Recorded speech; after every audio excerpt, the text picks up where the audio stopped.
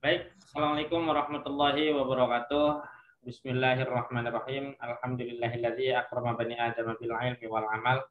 Wassalatu wassalamu ala sayyidina ala kulli hal wa ala alihi wa ashabihi ala al-karamati wal kamal amma ba'du. Anakku, adikku yang Bapak cintai karena Allah, mudah-mudahan kalian semuanya dalam keadaan sehat walafiat di masa pandemi ini.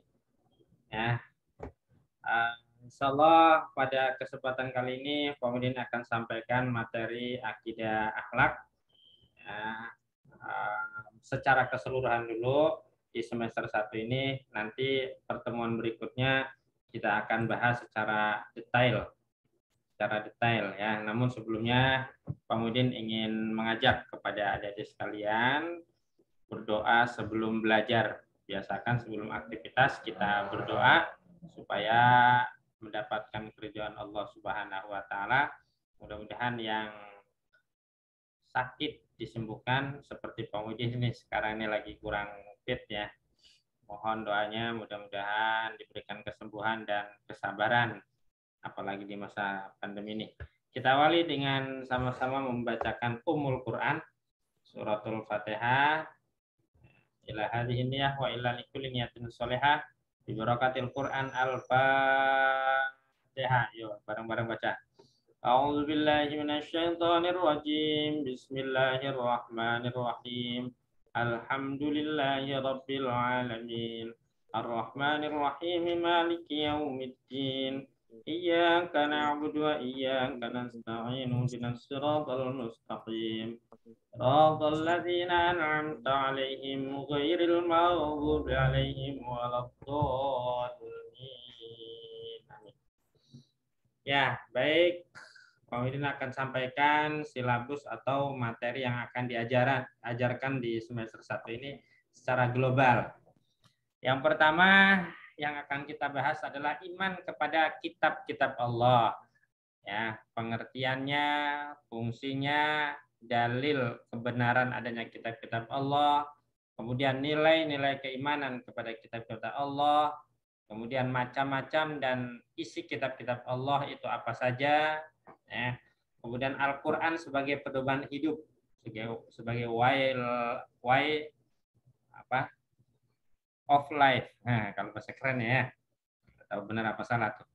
Kemudian bentuk dan contoh perilaku beriman kepada kitab-kitab Allah. Itu yang pertama. Ya. Kemudian yang keduanya akhlak terpuji kepada diri sendiri yang disebut dengan akhlakul mahmudah. Akhlak yang terpuji. Ya. Apa diantaranya? Tawakal, ikhtiar, sabar, syukur, dan qanaah. Kemudian dalil perintah tawakal. Ya, ikhtiar, sabar, dan syukur, dan qanaah. Nanti disampaikan dalil-dalilnya, baik dalil akli maupun dalil nakli. Kemudian bentuk dan contoh perilaku tawakal, ikhtiar, sabar, syukur, dan qanaah. Ya. Maksud kalau adik-adik sudah tahu, ya dianjurkan untuk mencontoh, mengamalkan sifat-sifat daripada ikhtiar, sabar, syukur, dan qanaah. Kemudian cara membiasakan diri perilaku tawakal, ikhtiar, sabar, dan syukur. Itu bab yang kedua. Kemudian bab yang ketiganya yaitu akhlak tercela kepada diri sendiri. Nah, kepada diri sendiri ya. Revan dan Muhammad di videonya diaktifin aja nggak apa-apa ya. Videonya diaktifin. Jangan di-mute, jangan ditutup. Oke, yang Muhammad tuh mana videonya? Yang ketiga yaitu akhlak majmumah, yaitu akhlak tercela kepada diri sendiri. Seperti anania, putus asa, gogok, juga tamak. Ya, nanti akan Pak Widin jelaskan secara singkat dan gamblangnya nanti kita akan masuk secara bab terperinci ya, secara khusus. Kemudian bentuk dan contoh perilaku anania, putus asa, gogok, tamak yang harus dihindari. Kemudian dampak negatif dari pelaku tersebut, kemudian cara menghindarinya seperti apa. Yaitu bab yang ketiga. Bab yang keempat adalah adab kepada orang tua dan guru. Nah, ini penting ya. Pengertian beradab kepada orang tua dan guru. Kemudian kemudian dalil perintahnya seperti apa, baik dari Al-Quran maupun dari Al-Hadis, kemudian cara membiasakan diri beradab kepada orang tua dan guru, apalagi di masa pandemi ini ya. Kemudian prakteknya seperti apa? Praktek beradab kepada orang tua dan guru. Nah, itu yang bab yang keempat. Bab yang terakhir nanti adalah menteladani kisah Nabi Yunus alaihissalam dan Nabi Ayub. Nabi Yunus itu pernah berbuat dosa, kemudian dia bertobat, mohon ampun kepada Allah, ditelan oleh ikan nun. Kalau Nabi Ayub itu terkenal dengan kesabarannya. Nah, yang dapat kita ambil hikmah dari kisah dua nabi tersebut. Itu. Nah, baik, kita akan memasuki materi yang pertama secara global aja nih Pak Muhyiddin ya. Nanti akan pertemuan yang akan datang kita bahas secara terperinci. Iman kepada Allah. Iman kepada kitab-kitab Allah. Ini yang pertama ya. Artinya apa? Beriman kepada kitab-kitab Allah adalah percaya dengan sepenuh hati bahwa kitab-kitab Allah benar adanya dan diwahyukan kepada para rasul untuk disampaikan kepada umatnya. Sebagai apa? Sebagai petunjuk dan pedoman hidup. Dan itu pun ya wajib kita percaya. Kemudian fungsi beriman kepada kitab Allah apa fungsinya? Agar manusia tidak tersesat hidupnya. Ya, kalau ada petunjuknya, kalau ada kitabnya. Kemudian sebagai apa? Solusi atau jalan keluar dari berbagai macam permasalahan, ya, baik masalah kehidupan, dunia dan akhirat. Jadi tanyakan kepada kitabullah. Kalau kita mau melangkah, ada tuntunannya ada enggak? Dalam kitabnya ada enggak? Harus sesuai. Ya. Kemudian untuk mempertebal keimanan dan ketakwaan kita kepada Allah Subhanahu wa taala. Kemudian juga untuk menambah dan memperluas ilmu pengetahuan seperti Al-Qur'an. Al-Qur'an bukan kitab sejarah tapi menerangkan tentang sejarah. Al-Qur'an kitab biologi tapi di dalamnya Al-Qur'an bukan kitab biologi tapi di dalamnya menerangkan tentang biologi. Al-Qur'an bukan kitab astronot tapi di dalamnya tentang astronot dan lain-lain. Ada semua di dalam Al-Quran. Itu wajib kita pelajari sebagai menambah ilmu pengetahuan. Wa nazzalnal kitaba. Ya. Dan kami turunkan kitab Al-Quran itu tibyana likulli syai'in, menerangkan segala permasalahan hidup. Ya, permasalahan hidup di dunia dan di akhirat. Kemudian dalil lagi kemudian adanya kitab Allah antara lain Quran surat Al-Isra ayat 55 ya, kemudian Al-Isra ayat 2 dan Quran surat Al-Imran ayat 3. Kemudian surat Al-A'la ayat 18 19, Al-Baqarah ayat 185 dan surat Ibrahim ayat 1. Kemudian dalil akli kebenaran kepada adanya kitab-kitab Allah ya. Pertama disebabkan adanya bukti fisik kumpulan firman-firman Allah. Yang kedua ya, ada yang menyampaikan isi kitab-kitab suci tersebut. Siapa? Yaitu para nabi dan rasul. Wa ma yantiqu anil hawa in huwa illa wahyu yuha. Apa yang terucap dari mulut seorang hamba Allah, nabi dan rasul itu bukan berdasarkan hawa nafsu, tapi berdasarkan wahyu dari Allah Subhanahu wa taala. Kemudian ya, ada yang mengatakan firman-firman Allah. Siapa dia? Sebagai pelantara malaikat Jibril. Dari Allah disampaikan oleh malaikat Jibril, kemudian sampai kepada Nabiullah ya. Baik Nabi Muhammad maupun nabi-nabi yang lain. Kemudian nilai-nilai keimanan kepada kitab-kitab Allah antara lain sebagai berikut. Apa itu? Dapat menjalankan perintah Allah, mendapatkan ketenangan lahir maupun batin, memperoleh kehidupan yang terarah, ya, tidak mudah terpengaruh oleh hal-hal yang positif, oleh situasi dan kondisi, apalagi di zaman sekarang ya. dapat menunjukkan kepada orang lain akan kebenaran adanya kitab-kitab Allah. Kemudian juga dapat memberikan manfaat bagi orang lain. Ya, manfaat buat apa?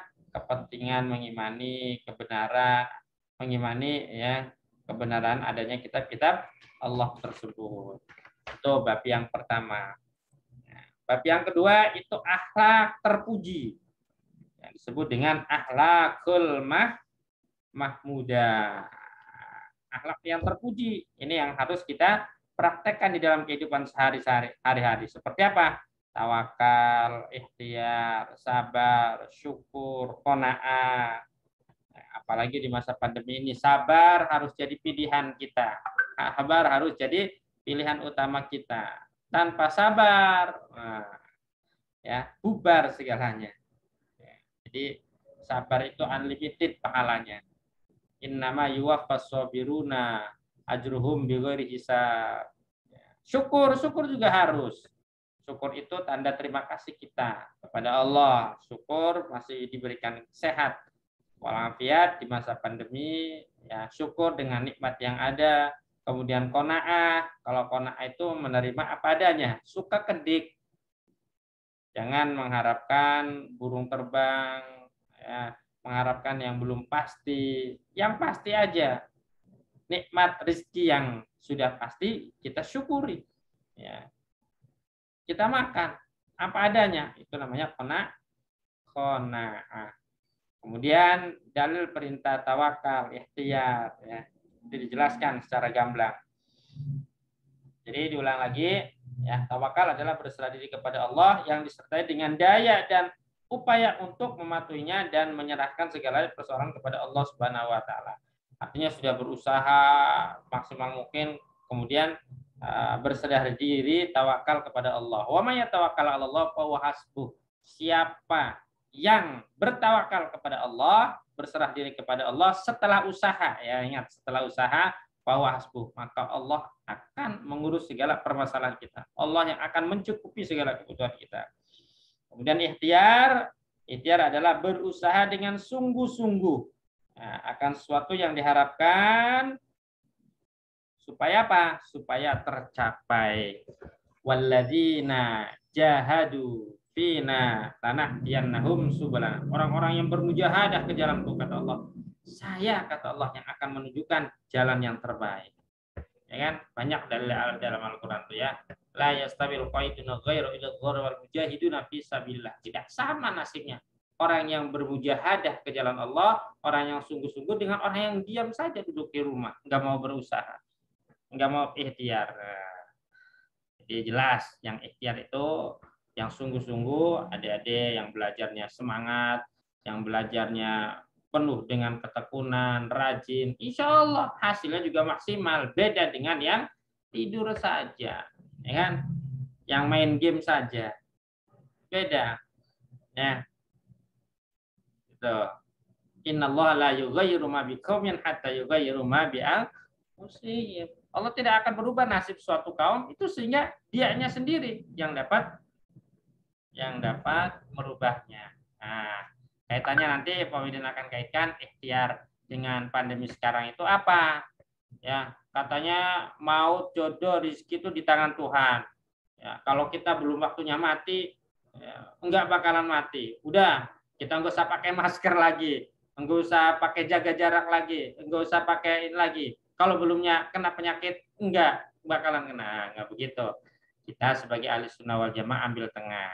Kita percaya kepada Allah, ya, bahwa qada dan qadar itu adalah dari Allah, wajib percaya. Kematian datang dari Allah, tapi tetap kita butuh ikhtiar.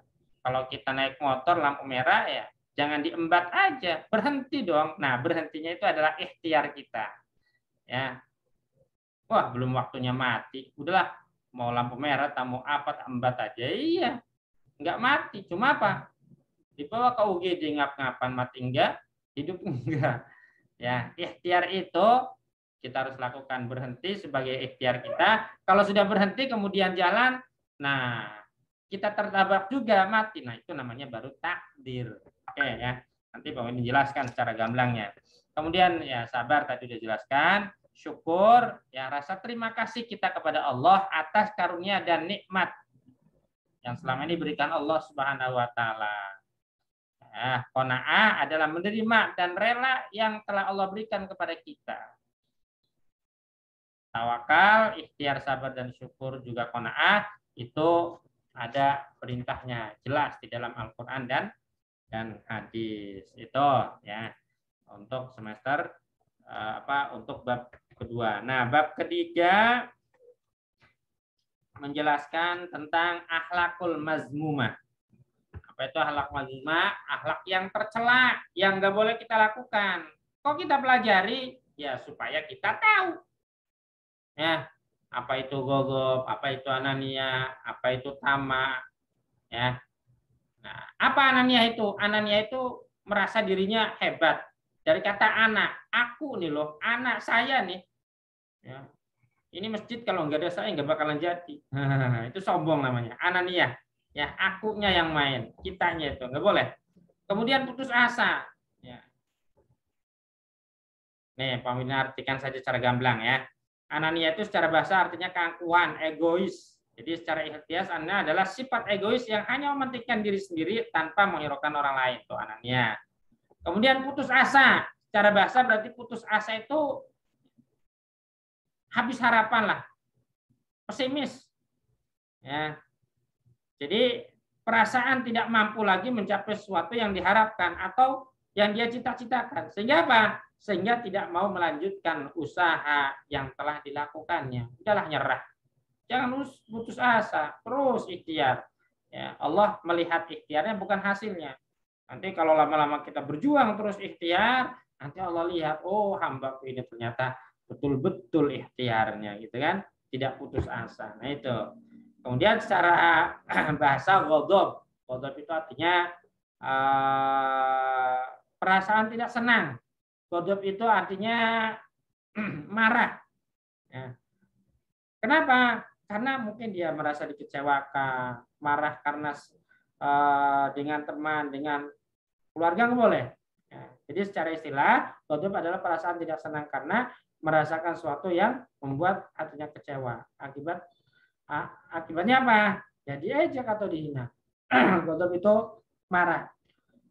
Rasul pernah kedatangan sahabat. Ya Rasul, nasihati saya dong.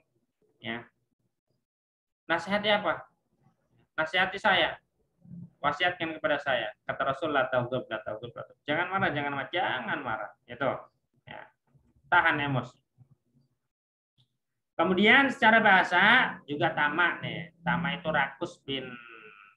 tamak bin rakus alias serakah. Tamak, toma. Artinya apa? Ya rakus, mak. Secara istilah, tamak adalah sifat terlalu melampaui batas lah, menyukai dunia tanpa memikirkan haram dan halalnya, embat aja, ya mana yang halal mana yang haram, embat aja. Apa dia bilang? Jangankan yang halal, yang haram aja susah. Rupanya dia main judi nggak dapat ya. Akhirnya berkata demikian. Kemudian apa? Agar manusia terhindar dari perilaku anania, ya, atau tamaraku. Jadi seorang menyadari bahwa manusia adalah makhluk sosial, hablum minan nas, maka perlu bergaul dengan orang lain, jangan sombong. Kemudian agar terhindar dari perilaku putus asa, maka seorang harus perlu menyadari bahwa kita semua ini adalah keinginan dapat terwujud kalau kita ikhtiar, ya. Ya, ada bahasanya tuh, kegagalan adalah suatu kesuksesan yang tertunda. Ya. Gagal hari ini, besok jangan sampai gagal. Ya. Kalau gagal terus ya berarti ya tidak bisa mengambil pelajaran dari apa yang telah dia lakukan. Kemudian agar terhindar dari perilaku ghadab, seorang perlu melatih dari sifat sabar, ya. Kemudian banyak membaca istighfar apabila menjumpai sesuatu yang tidak diinginkan. Kemudian Agar terhindar dari perilaku tamak, maka seorang perlu menyadari bahwa bersikap seenaknya sendiri akan memperoleh hukum karma dan dosa dari Allah Subhanahu wa taala. Itu. Nah, pembahasan bab yang keempat ya adalah tentang apa? Adab kepada orang tua. Ini penting. Awas, jangan sampai lama-lama di rumah sama orang tua sombong, sama orang tua dusun, diperintah nggak mau, gengsi dong. Nah, nggak boleh. Ya, kalau durhaka sama orang tua itu azabnya nggak nunggu di akhirat, tapi di dunia sudah kelihatan. Kita lihat kibar kisah Laba, sang Kuryang, sang anak durhaka ya. Kemudian zaman Rasul juga ada tuh. Zaman Bani Israel juga ada tuh. Ki Jurayj ya, dipanggil 3 kali enggak jawab. Padahal dia sedang sholat. Akhirnya ya azab Allah ya dilimpahkan kepada anak yang tidak menurut sama orang tua. Jadi pengertian beradab kepada orang tua itu apa? Ya. Pengertiannya kita berbuat baik kepada kedua orang tua. Dalam Quran surat Al-Isra tuh ada tuh. Wa qadara rabbuka alla ta'budu illa iyyahu wa bil walidayni ihsana imma yablughanna 'indakal kibara ahaduhuma aw kilahuma wa la taqul lahumā uffin wa la tanharhumā wa qul lahumā qawlan karīmā wahfid lahumā janāha dzulli minar rahmati wa qur rabbirhamhumā kamā rabbayani shaghīrā. Ya. Orang tua itu urutannya berbuat baik kepada orang tua adalah urutan setelah kita menyembah Allah. Saking pentingnya. Ya. Allah ta'budu illa iyyahu wa bil walidaini ihsana. Wajib berbuat baik kepada kedua orang tua. Imma la yablughuna indakal kibra ahaduhuma aw kilahuma fala taqul lahumā uffin wa la tanharhumā. Jangan membentak. Jangan berkata uff. Uff saja enggak boleh apalagi membentak. Ya, wa qul lahumā qawlan karīmā. Ucapkan dengan lemah lembut perkataan yang mulia. Kata orang kita mah bebasan. Ya. Bebasan. Jadi diantaranya ada kepada orang tua adalah mencintai, menyayangi, menaati perintahnya, menanggung dan menafkahi orang tua apabila kita sudah mampu ya. Menjaga perasaan keduanya, tidak memanggil orang tua dengan namanya, merendahkan diri di depan orang tua, waqfil lahum janahal dzulli. Kemudian tidak mengutamakan istri dan anak daripada kedua orang tua. Ini udah punya istri sombong, orang tua nggak ditengok-tengok. Kemudian mendoakan keduanya, ya baik mereka masih hidup ataupun sudah wafat. Wa qur rabbirhamhumā kamā rabbayani shaghīrā. Kemudian tidak mencaci maki kedua orang tua, tidak mengeraskan suara, fala taqul lahumā uffin. Kemudian tidak menjawab panggilan orang tua dengan jawaban ya, menjawab panggilan orang tua dengan jawaban yang sopan. Kemudian bersedia melayani dengan lemah lembut, penuh kesabaran. Tidak mengungkit-ungkit kebaikan yang sudah diberikan. Ini mau udah diberikan sama orang tua, diungkit-ungkit. Dusun namanya itu ya. Ya, tidak memandang orang tua dengan wajah cemberut. Kalau dinasehati, waqfid lahum janahal dzulli. Ya. Kata orang kita itu ya, nongklok gitu tuh. Jangan dinasehati melangak. Kalau ada yang dinasehati orang tua melangak, dicolok sekalian matanya ya.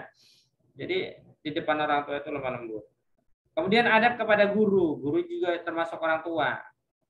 Pernah Pak Wahid disampaikan ya bahwa orang tua itu ada dua, orang tua hakiki, orang tua majazi. Kalau orang tua hakiki adalah hakikat yang membesarkan kita, melahirkan kita. Siapa dia? Ibu dan bapak. Kalau orang tua majazi adalah guru kita yang memberikan ilmu, memberikan pengertian. Itu sama-sama harus kita hormati. Ya, menghormati, menghargai guru. Ya.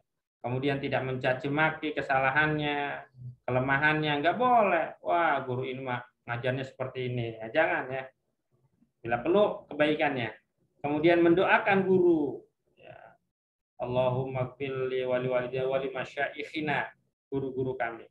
Ampuni dosanya, berkahi hidupnya. Kemudian mengambil sesuatu yang baik dari guru, ilmunya apanya ya. Kemudian mengamalkan ilmunya. Juga menjaga azab berbicara dengan guru. Taat perintah kepada guru selagi perintah itu Baik, kemudian meminta izin kepada guru kalau mau keluar, izin permisi ya Pak Guru, Pak Ustadz. Kemudian memberikan perhatian kepada guru dan juga menjaga hubungan baik dengan guru. Orang tua juga sama harus menjaga. Betul. Nah, kemudian yang kelima, ini secara gamblang ya. Kisah keteladanan Nabi Yunus alaihissalam.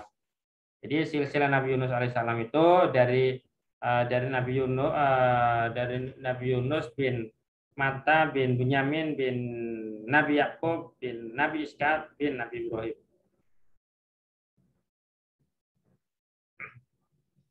Nabi Bunyamin ya, Nabi Yunus bin Nabi Yakub, berarti Nabi ini sampai Nabi apa itu? Nabi Yakub ayahnya Nabi yang ganteng itu Nabi Yusuf ya. Kemudian silsilah Nabi Ayub adalah Nabi Ayub bin Nabi Ishaq bin Nabi Ibrahim alaihissalam, sama-sama dari Nabi Ibrahim alaihissalam ya. Nah, teladan-teladan yang dapat diambil dari kisah teladan Nabi Yunus alaihissalam antaranya apa? Rela berkorban, tanggung jawab, berani, dan bertawakal kepada Allah. Kemudian teladan yang dapat diambil dari kisah Nabi Ayub apa itu antara lain? Selalu taat kepada Allah, berhasil melawan hasudan dan kejahatan setan, tabah, tawakal, sabar yang terpenting ya, tidak mudah putus asa, tidak ingkar janji, ya selalu sabar. Nabi Ayub itu dikasih penyakit puluhan tahun sampai anak istrinya habis tuh dicoba oleh Allah. Ya, tinggal satu istrinya yang setia menemaninya, luar biasa. Sampai penyakitnya itu luar biasa menggerogoti badannya, tinggal tulang doang. Kemudian cara-cara membiasakan diri menteladani kisah Nabi Yunus dan Nabi Ayub diantaranya adalah apa? Menyadari bahwa Nabi adalah manusia pilihan Allah Subhanahu wa taala. Kemudian juga percaya bahwa perilaku yang dicontohkan para nabi adalah sesuatu yang baik dan memberi manfaat buat kita ya, manusia, buat kita umatnya ya, umat Nabi Muhammad maksudnya ya. Jadi dari kisah keteladanan Nabi Yunus dan Nabi Ayub dapat kita ambil hikmah. Itu saja adik-adik sekalian materi singkat pada kesempatan kali ini ya. Insya Allah kita bersambung minggu depan dalam pelajaran selanjutnya ya, dalam waktu dan gelombang yang sama atau yang berbeda boleh. Tetap semangat ya, jangan sampai kendor walaupun dalam keadaan pandemi ya, kita sama-sama akhiri pelajaran ini. Namun sebelum itu ada yang perlu ditanyakan Revan dan Syifa? Kemudian hitung sampai 5, 1, 2, 3, 4, 5. Ada yang tanyakan? Revan? Ya. Hah? Ya, Pak. Ya, ada yang tanyakan? Apa yang disampaikan Pak Widin tadi jelas apa kecepatan apa-apa? Jelas, Pak. Oh, jelas. Oke, terima kasih. Kalau memang jelas. Kalau kecepatan nanti disimak ulang ya. Nanti Pak Widin secara gamblangnya, secara rincinya nanti jelaskan kembali ini karena Pak Widin menyampaikan dari bab 1 sampai bab 5 secara cepat ya, untuk bahan pertama saja bahwa itulah yang harus kita pelajari di semester 1 ini. Ada pertanyaan lagi? Enggak ada, Pak. Enggak ada. Ya, terima kasih yang sudah bergabung. Yang belum bergabung, nanti Pak Widin share video ini ya, nanti direkam via YouTube nanti channel Pak Widin. Oke, jangan lupa like, subscribe. Oke, itu saja yang dapat Pak Widin sampaikan. Kita akhiri dengan kafaratul majlis. Subhanakallahumma bihamdika asyhadu an la ilaha illa anta astaghfiruka wa atubu ilaik. Wabillahi taufiq wal hidayah. Wassalamualaikum warahmatullahi wabarakatuh. Ya. Waalaikumsalam warahmatullahi wabarakatuh. Ya.